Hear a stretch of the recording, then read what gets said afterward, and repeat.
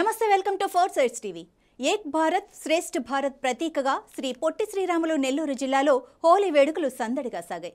వ్యాపార ఉపాధి అవకాశాల నిమిత్తం ఇతర రాష్ట్రాల నుంచి వచ్చి నెల్లూరులో ఉంటున్నవారు స్థానికులతో కలిసి హోలీ వేడుకల్లో పాల్గొన్నారు.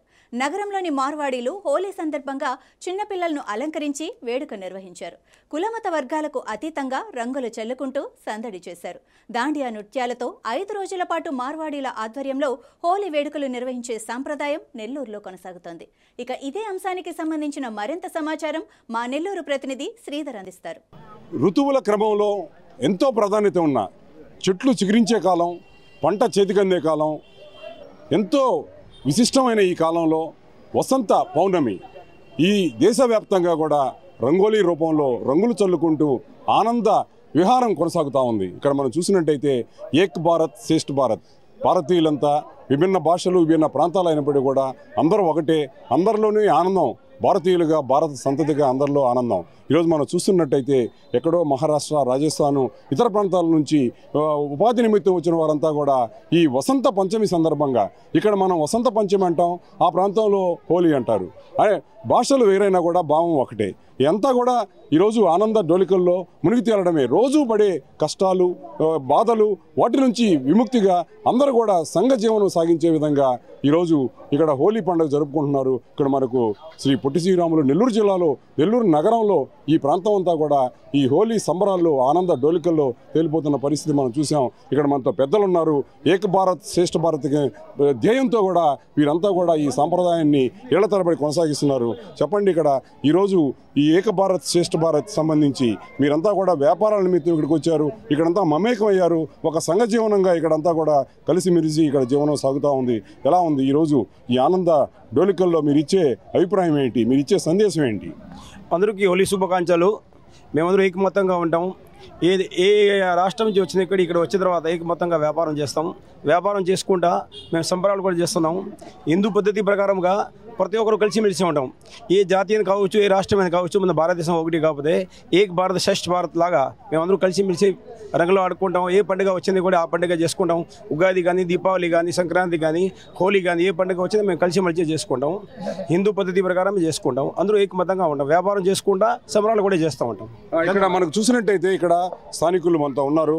ఇరిగేంద్ర, చెప్పండి, మీరు ఈరోజు ఈ విధానం ఎలా ఉంది?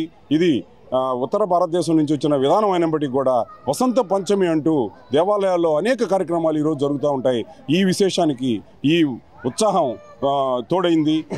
మరింత విశేషంగా ఇక్కడ ప్రబలింది. ఇక్కడ నెల్లూరులో ఇది ఒక పెద్ద విశేషంగా కూడా సాగుతుంది. చెప్పండి.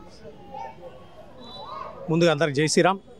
ఈరోజు మనం చూస్తున్నాం హోలీ పండుగ మన భారతదేశమే కాదు, బంగ్లాదేశ్, నేపాల్, మన ప్రపంచం మొత్తం కూడా చాలా దేశాలు చేస్తున్నాయి. ప్రపంచం మొత్తం మీద జరిగే 2 పండుగలు అంటే హిందువుల పండుగలు. మొదటిగా దీపావళి అయితే రెండోది హోలీ. అంతేకాదు కులమతాలు పక్కన పెట్టి అన్ని మతాలని కూడా కలుపుకునే విధంగా మన భారతదేశ ప్రధానమంత్రి గారు మోడీ గారు పిలుపునిచ్చాడు ఏక్ భారత్ శ్రేష్ఠ భారత్. మనం చూసాం నిన్న మన నగరంలో విఆర్సీ మైదానంలో జెండా వీధి నా ముస్లిం సహోదరులు చాలామంది కూడా హోలీ వేడుకలు చేసుకున్నారు.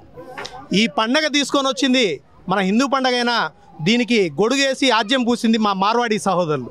ఈ ముఖ్య ఉద్దేశం ఏంటంటే ఈ పండగ మనం చూస్తున్నాం చలికాలం నుంచి వేసవికాలకు వస్తున్నాం మనం.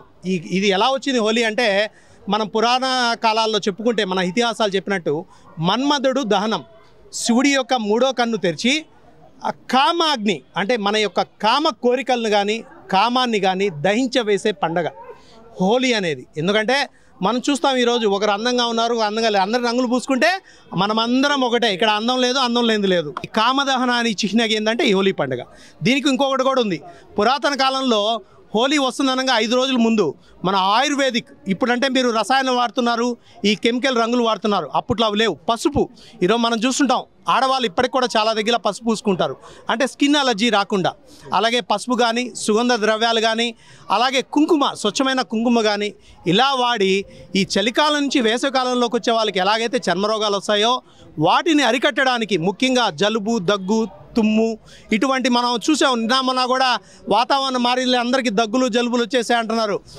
కాదు, ద్రాక్షకి కెమికల్స్ వేయటం వల్ల అందరికీ దగ్గులు జలుబులు వచ్చాయి. వాతావరణం మార్పు కాదు, ఇది కూడా మీడియా పుణ్యమే. లేకపోతే మనం అందరం వాతావరణం మారుతుందేమో అనుకుంటాం. అటువంటి వాతావరణ మార్పులు కూడా మన హిందువులు, మన ఋషులు, మన హిందూ సాంప్రదాయ ప్రకారం ఎప్పుడో ఇలాంటి కార్యక్రమాలు పెట్టారు. ఈ హోలీ రోజు మనం అందరం రంగులు పూసుకొని రసాయనాలు కాకుండా స్వచ్ఛమైన సిద్ధమైన మన ఆయుర్వేదిక్ కానీ వాడుకున్నట్లయితే ఈ స్కిన్ని కాపాడుకోవచ్చు. అలాగే ఈ జలుబు దగ్గు జ్వరాలు రాకుండా కూడా కాపాడవచ్చు. అందరికీ హోలీ శుభాకాంక్షలు. జై శ్రీరామ్. హిందూ సాంప్రదాయంలో కామదహనం రూపాన్ని బట్టి మనిషికి గుర్తింపు కాకుండా ఆత్మ మిత్రత్వం స్నేహభావంతో అంతా కూడా ఒకటిగా ఉండాలనే సూచన సందేశం ఇక్కడ మనకు తెలుగు సాంప్రదాయం అయితే హోలీ అనేది సంస్కృత పదంగా మనకు ఇక్కడ వక్తలు చెప్పడం జరిగింది. ఇలాంటి విశేషాలు ఎన్ని ఉన్నప్పటికీ కూడా అంతా కూడా ఒకటై ఈ సాంప్రదాయాలను, భారతీయ సాంప్రదాయాలను అంతా ఒకటిగా ఏక్ భారత్ శ్రేష్ఠ భారత్ ధ్యేయంగా ఇక్కడ జరుపుకోవడం అత్యంత విశేషం. ఈ పరిణామం అందరూ కూడా ఆహ్వానించదగిన పరిణామం. ఇది భవిష్యత్ వికసిత్ భారతానికి కూడా ఒక ప్రోత్సాహమైన పరిస్థితి ఏర్పడుతుంది. కెమెరా పర్సన్ అభిషేక్తో శ్రీధర్, 4 Side TV, నెల్లూరు.